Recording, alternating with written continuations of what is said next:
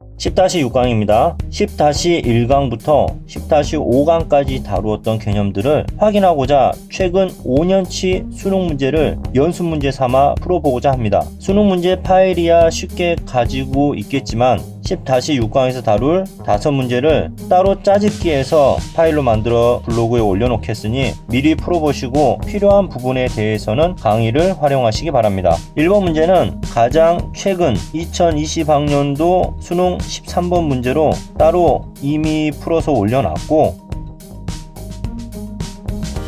2번, 3번 문제를 묶어서 한 강의로 그리고 4번, 5번 문제를 묶어서 따로 한 강으로 구성하여 올릴게요. 2번 문제부터 보겠습니다. 문제의 출처는 2018학년도 수능, 그러니까 2017년 11월에 실시된 수능이죠. 13번 문제. 다음은 수소 원자에서 일어나는 4가지 전자전이에 대한 자료이다. 표의 A에서 D는 4가지 전자전이에서 흡수 또는 방출되는 빛 에너지랍니다. 문제에서 조건들이 하나씩 나오죠. 흡수 전위도 있고 방출 전위도 있다. 그런데 주양자 수 n이 4 이하이다. 그러면 전자전이가 전자껍질 1, 2, 3, 4 안에서 모두 일어난다는 말입니다. x와 x 플러스 2가 전이고 그러니까 출발 전자껍질을 의미하고 y, y-2가 전이 후입니다. 도착 전자껍질을 말합니다.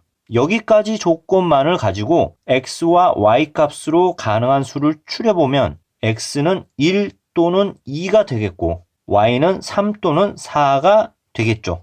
왜 그러지? 하시는 분들은 잠깐 멈춰두고 n이 4 이하라는 조건과 함께 조금만 생각해 보시면 그 이유를 알 거예요. 그런데 바로 다음 조건에서 이 4개의 전자전이 중 방출 전이가 셋이랍니다. 그러면 흡수 전이는 하나가 되겠죠? 이 조건으로 x와 y 값이 결정됩니다. 경우의 수를 따져보면 4가지 상황이 나올 것 같지만 무작정 가능한 x와 y 값을 조합해 보기 이전에 가능성이 큰 것부터 따져보는 것도 중요합니다.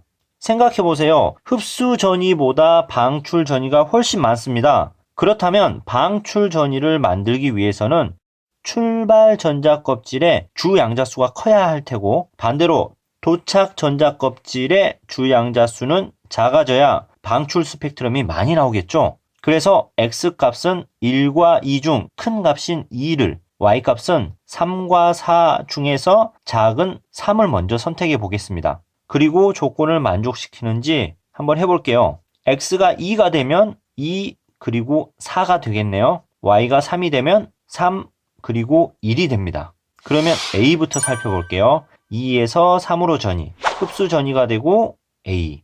b는 4에서 3으로 전이, 방출 전이고 b. c는 2에서 1로 전이, 방출 전이 c. d는 4에서 1, 방출 전이 d. 이렇게 해보니까 방출 셋, 흡수 하나, 조건을 만족하는 값입니다. 이렇게 한 번에 원하는 값을 찾아내면 시간을 아낄 수 있겠죠. 조건을 만족시키지 못하는 것 하나만 해볼게요. 만약 x를 2, y를 4로 선택했었다면 a는 2에서 4, 흡수전이, b는 4에서 4, 여기서부터 잘못되었다는 것을 알아차릴 수 있겠죠. 4에서 4는 전자전이가 일어나는 것이 아니기 때문에 말이 안 됩니다. 이런 식으로 잘못된 조합을 선택했다면 재빨리 다른 값을 대입해서 찾아봐야겠습니다. 보기 봅시다. 기억, 람다 D에 해당하는 빛은 자외선이다. 도착 지점이 n이 1인 전자껍질입니다. 라이먼 계열이고 자외선 맞죠? 동그라미, 니은, 람다 B가 람다 C보다 크다. 선 사이의 간격은 에너지 크기를 의미하고 에너지는 파장과 반비례 관계라고 했었습니다. 따라서 파장은 간격이 좁은 람다 B가 람다 C보다 더 긴 큰 값이 나오겠죠. 니은도 맞습니다. 디귿, 전이 전 x 플러스 2에서 전이 후 y-1 전자전이. 그러면 x는 2, y는 3을 넣어서 다시 읽어보면 4에서 2로 전자전이가 일어날 때 방출되는 빛 에너지는 d-c이다. 에너지 준위 그래프에서 보면 4에서 2로 전이면 이렇게 표현할 수 있고 이 에너지는 D에서 C를 빼준 값과 간격이 같네요. 에너지 준위 그래프에서 간격을 가지고 에너지 값을 더하고 빼고 하는 연산은 가능하다고 누차 강조했었습니다. 이것도 맞습니다. 그래서 답은 5번이 되겠습니다.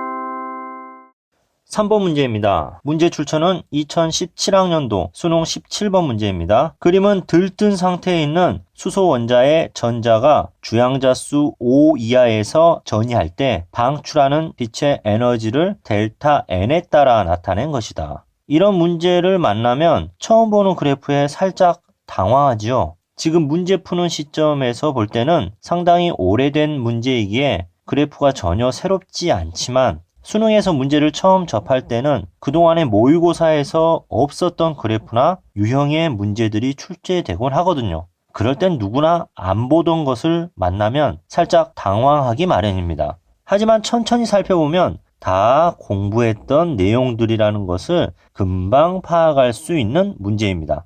주양자 수가 5 이하에서 전이한다네요. 그러면 전자껍질 5개 안에서 모든 전이가 표현되겠네요. 그리고 방출이랍니다. 모두 위에서 아래로 떨어지는 이런 전자전이들이 되겠고 그때 내놓는 에너지를 델타 E라고 했습니다. 델타 N 하면 이건 또 뭐지? 하겠지만 전자전이가 일어날 때 주양자 수의 차이입니다. 쉽게 이야기하면 전자전이가 일어날 때 전자껍질 몇 개를 건너뛰었는가를 의미합니다. 델타 N이 1일 때는 전자껍질 한 칸을 건너뛰었다는 말입니다. 이렇게요.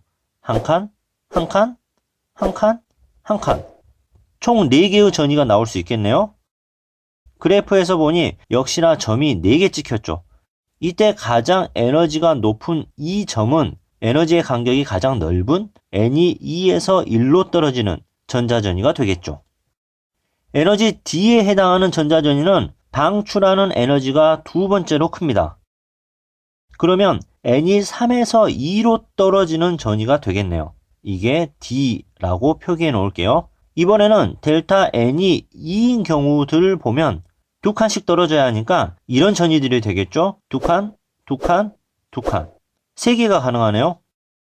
이때 가장 에너지가 높은 B는 간격이 가장 넓은 N이 3에서 1로 떨어지는 전이가 되겠고 이게 B.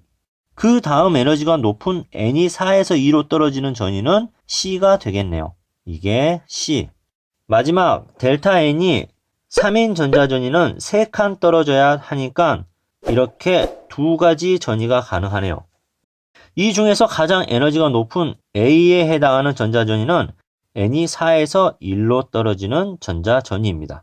이게 A. 보기 봅시다. 기억. D 전자전이는 자외선이다. 빛의 계열을 따질 때는 뭐가 가장 중요하다고 했죠? 전자전이가 일어날 때 도착 전자껍질이 몇 번이냐 였습니다. 자외선이 되려면 1번 껍질로 도착해야 하는데 D 전자전이는 2번 껍질로 도착했어요. 따라서 발머 계열이면서 가시광선이 되겠습니다. 기억은 틀렸고요. 니은 A-C는 B-D이다. 한번 해볼까요? A-C는 이만큼의 에너지가 되겠고 B-D는 이만큼의 에너지가 되겠네요. 둘 다 같은 간격을 의미하기에 같은 에너지 값이 되겠습니다. 니은은 동그라미. 디귿.